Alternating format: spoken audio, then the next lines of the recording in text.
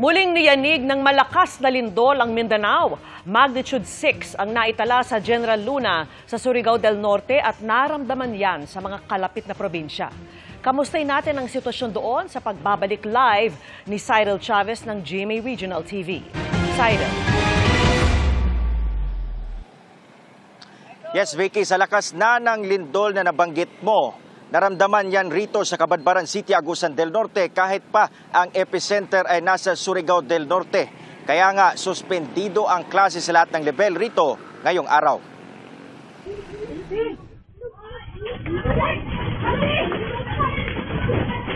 Napatakbo ang mga batang bumibili sa tindahang ito sa Cortes, Surigao del Sur. Dahil sa naramdamang pagyanig.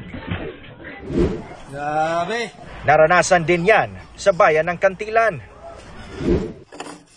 At nagdulot ng pinsala tulad sa isang bahay sa bayan ng Sison.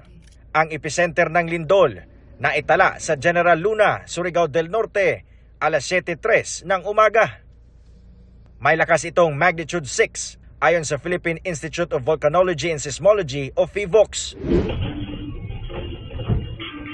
Binulabog nito ang isang restaurant doon. Wala namang matinding pinsala sa bayan ayon sa munisipyo. At walang senyales ng tsunami sa coastal areas. Pero inactivate pa rin ang mga emergency response units. At nagbukas ng mga evacuation centers sa mga gustong lumikas. Naghanda na rin ng mga ipapamahaging relief goods para sa kanila. Wala namang na-report na na-injured, Mayor, no? O natumba ba during So far, wala naman, sir. Walang mga reports na ganun.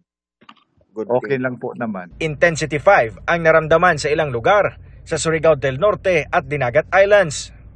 Intensity 4 naman sa iba pang bahagi ng Surigao del Norte at Surigao del Sur, pati sa Agusan del Sur. Guys. Gaya sa kuhang ito sa bayan ng San Francisco. Ramdam din ang pagyanig sa Davao City, kaya nagsilabas ang mga empleyado ng isang BPO. Intensity 4 din sa Butuan City, Dinagat Islands at Southern Leyte sa Visayas. Intensity 3 sa ilan pang lugar sa Agusan del Norte, Surigao del Norte at del Sur, Leyte at Southern Leyte. Intensity 2 naman sa ilan pang lugar sa Surigao del Sur, Bukidnon, Cagayan de Oro City, Camiguin, Davao de Oro at iba pang lugar sa Visayas.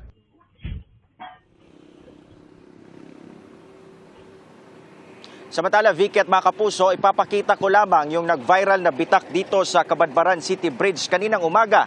Ang kumakalat kasi na impormasyon kaninang umaga, mga kapuso, ay nabitak umano itong parte ng Cabadbaran City Bridge dahil sa lindol kaninang umaga.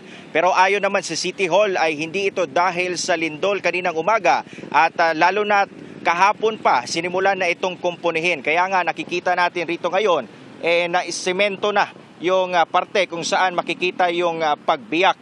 Ang ipinapatupad naman ngayon ng mga pamahalaan rito ay one-lane traffic kung saan itong lane lamang na walang nakitang pagbiyak sa tulay ang pinadadaraanan ng mga sasakyan. Ito ay upang maiwasan na matamaan ng mga mabibigat na sasakyan yung kakukumpuni lamang na bitak na bahagi nitong tulay. At yan ang latest mula rito sa Cabadbaran City, Agusan del Norte. Vicky.